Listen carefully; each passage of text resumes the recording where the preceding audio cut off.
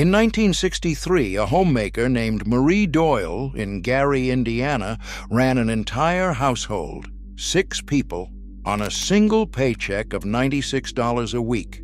Rent, food, heat, clothing, doctor, church, all of it. And on the last day of every month, the month she was supposed to have run out of money, there was still a $5 bill folded in the sugar bowl. Her husband poured steel for 30 years and never once asked how she did it. He thought the paycheck was enough. It was never enough. She made it enough. Most families on her street were borrowing by the 3rd week. Hers never was, not once in 30 years. They did not stretch a paycheck the way we would. There were no apps, no spreadsheets, no advisors on retainer. There was a kitchen table, a pencil, and a refusal to be caught short. Those habits carried families through layoffs, strikes, and the long, cold months when the savings jar was thin. We let every one of them go the moment a credit card promised we would never have to plan again. We did not lose the knowledge because it stopped working. We lost it because planning felt like poverty, and we wanted to feel rich. Number 18 cut a family's winter heating bill nearly in half and cost nothing but the discipline to close a few doors. Number 11 let a family eat steak in a decade when their neighbors ate hot dogs, and it worked because of a machine that had just arrived in the American basement. And number 1, the rule these women never wrote down and never explained, is the same principle that financial planners now put on the first page of every book they sell, except she did it on a single paycheck and told no one. These 25 habits were not about being poor, they were about being prepared. They were the difference between a family that reached the end of the month and one that ran out on the 20th. Quiet work, done by quiet women, in kitchens where nobody was watching. Hit that subscribe button. Let us count down the 25 forgotten ways 1960s housewives used to stretch a single paycheck all month. Number 25, the grease can, the cooking fat that came free with breakfast. After the bacon fried, she poured the drippings through a strainer into a can kept by the stove. Nothing was thrown out.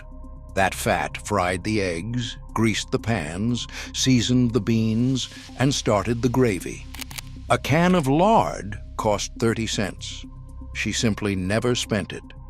For a woman counting every dime through a long month, free fat was a small fortune repeated daily. The grease can never run dry because breakfast filled it every morning. Every working kitchen in 1963 had one, usually a coffee can, usually within arm's reach of the burner. She did not buy fat, she caught it. Number 24, the lunch pail, the diner bill that never happened. A man who bought lunch at the plant counter spent $1 a day, $5 a week, $20 a month, gone before it could be saved. So she packed it. A sandwich, an apple, coffee in a thermos, sometimes last night's dinner cold. The black metal pail went out of the door every morning, full. He thought a packed lunch was just how things were done. He never added up what eating out would have cost across a year. In 1963, that $20 a month was most of a week's groceries. The pail was heavy. The savings were heavier.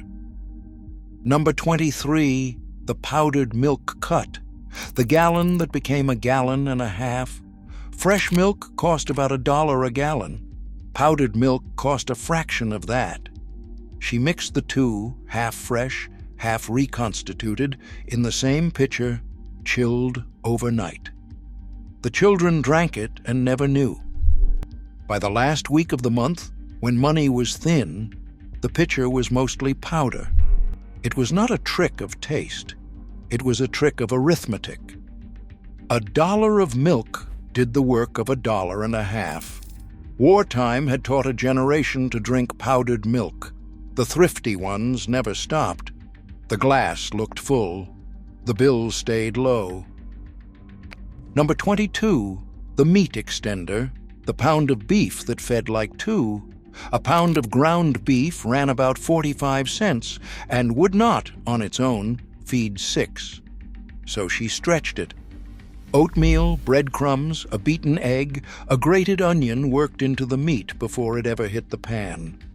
The meatloaf doubled. The hamburgers multiplied. A growing family ate meat every night of a month it could not afford to. That was the whole point.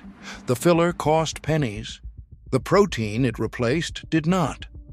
Depression kitchens invented the extender. 60s kitchens kept it quietly alive. It was not less meat. It was more dinner.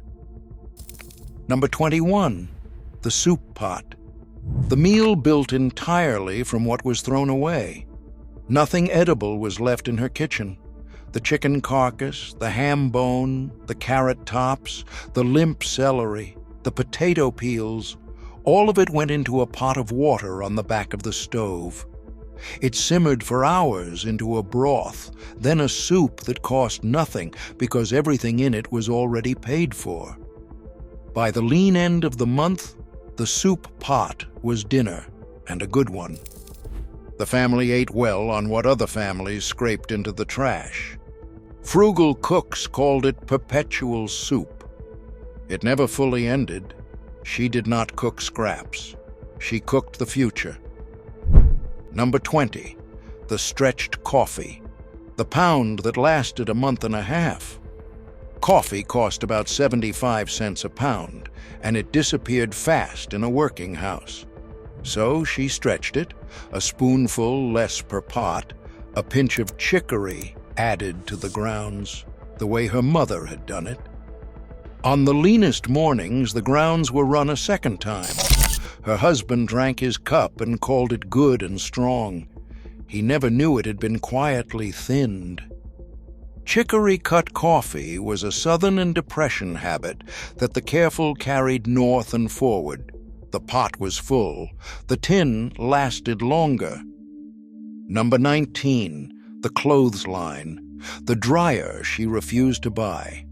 Electric dryers were arriving on every block in the early 60s, and they ran the electric bill up by the load. She owned a length of rope, a bag of wooden pins, and the sun. Sheets and shirts went out in the morning and came in by afternoon, smelling of air, costing nothing. The neighbors bought the machine and paid for it twice, once at the store, once every month on the meter. She hung her wash and kept the difference. A 1963 dryer cost over $100 and added dollars to every bill. The line was free. The machine never was. Number 18, one warm room. The winter, the whole house was never heated. Heating an entire house through an Indiana winter cost more than most months could carry. So she did not heat the whole house. The kitchen stayed warm, and the family lived in it, homework at the table, mending by the stove, the doors to the cold rooms kept shut.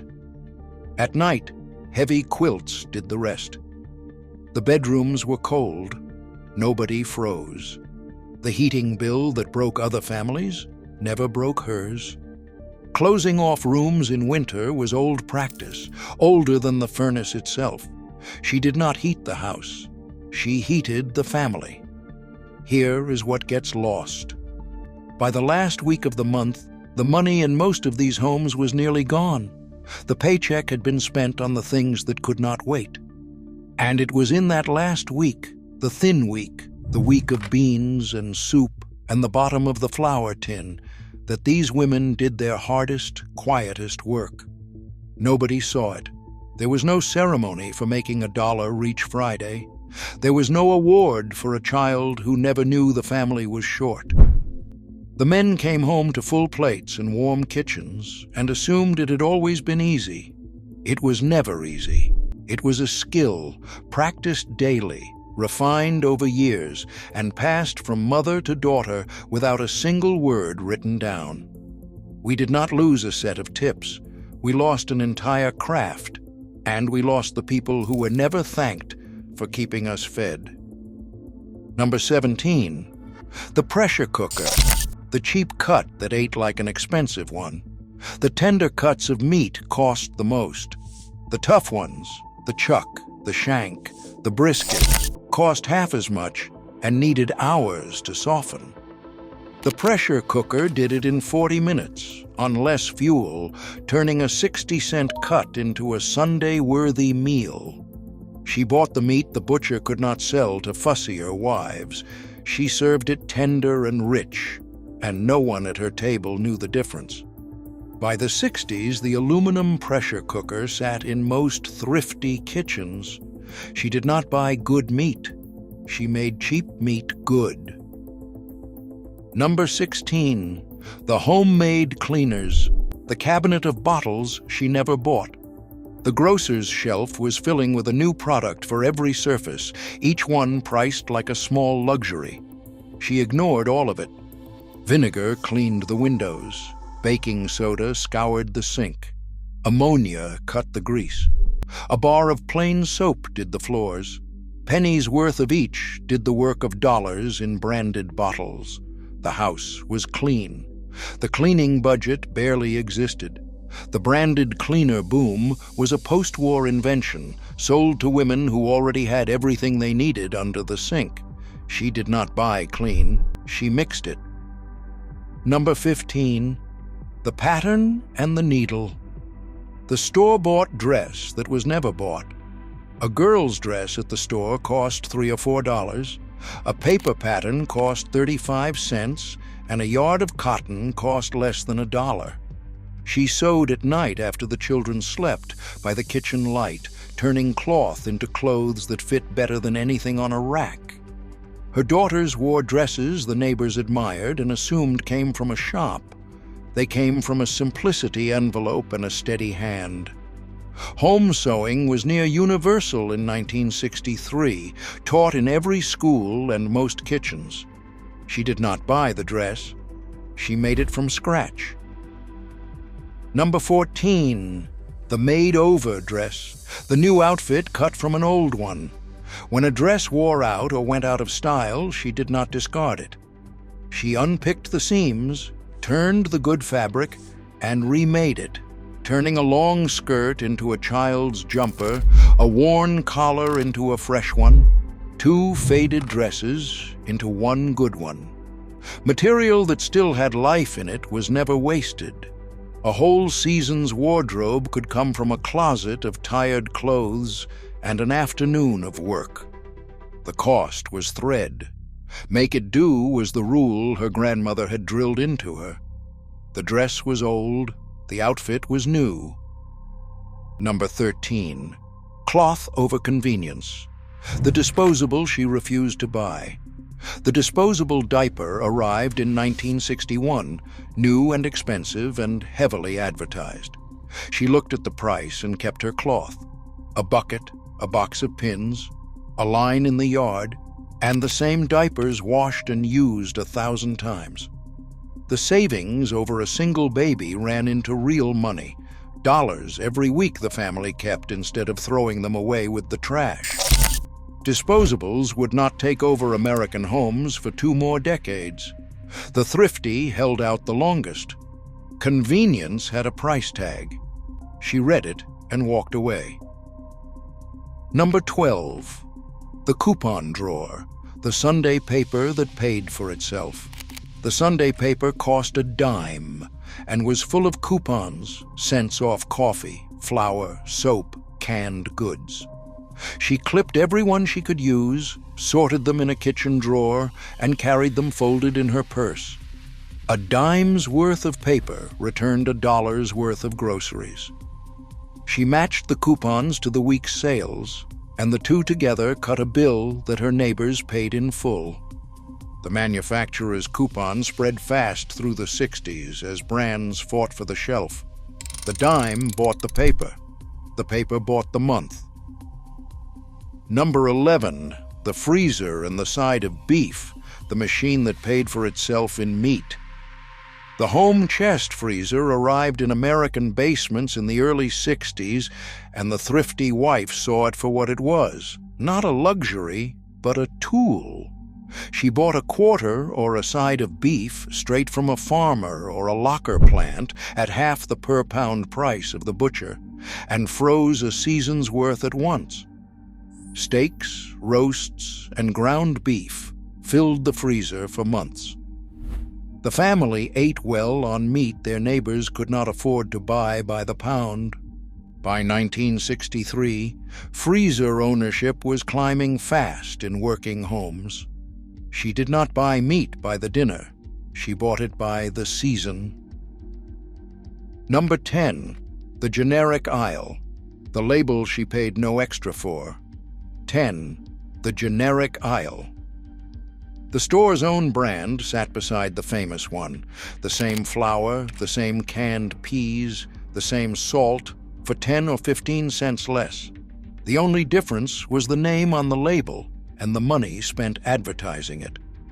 She bought the plain label every time and put the difference toward the month. The food on the plate was identical. The pride of a brand name was not something her budget could buy. Store brands had existed for decades, marketed quietly to the families who did the math. She did not pay for the name, she paid for the food. In 1972, a team of economists set out to study how families survived inflation. They expected the answer to be income, that the households which stayed afloat simply earned more. The data said otherwise. The strongest predictor of a family weathering a hard year was not what came in. It was how the household was run. Homes where one person tracked every dollar, planned the month in advance, and treated waste as a loss, recovered from setbacks faster, and carried less debt than homes that earned considerably more. The researchers had a word for it. They called it household efficiency, and they found it concentrated in exactly the kitchens nobody studied, run by women with no title, no salary, and no recognition. The conclusion was plain. The skill that kept a family solvent was not earning. It was managing, and the manager was almost always the wife. Number 9. Cooking from scratch. The convenience she could not afford to buy. The frozen dinner and the boxed mix were everywhere by the 60s, sold as freedom from the kitchen. They cost 3 and 4 times what the same meal cost from raw ingredients. She made her biscuits, her bread, her sauces, and her pies from flour and butter and thyme. A TV dinner cost 98 cents and fed 1. The same dollar, cooked from scratch, fed the whole table. The convenience food industry was built on selling time back to people who already had it. She did not buy dinner in a box. She built it from the bag of flour. Number 8. The stockpile. The shelf she filled when prices fell. When flour, sugar, or canned goods dropped to a sale price, she did not buy what she needed for the week. She bought all she could store. The pantry filled when things were cheap and fed the family when they were not. She never paid full price for a staple if a sale had been within reach. By buying low and eating from the shelf, she beat every price increase the month could throw at her. Smart shoppers had always bought ahead. The sales just told them when.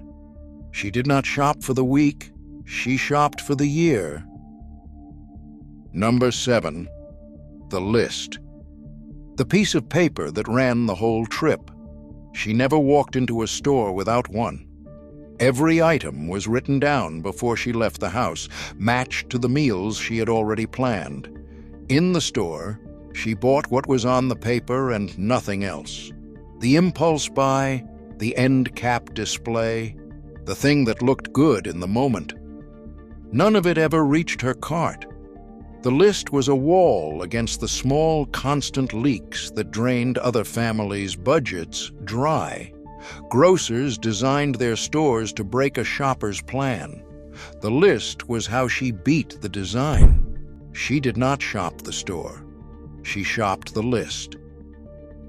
Number 6, the cost per plate math, the arithmetic she did in the aisle.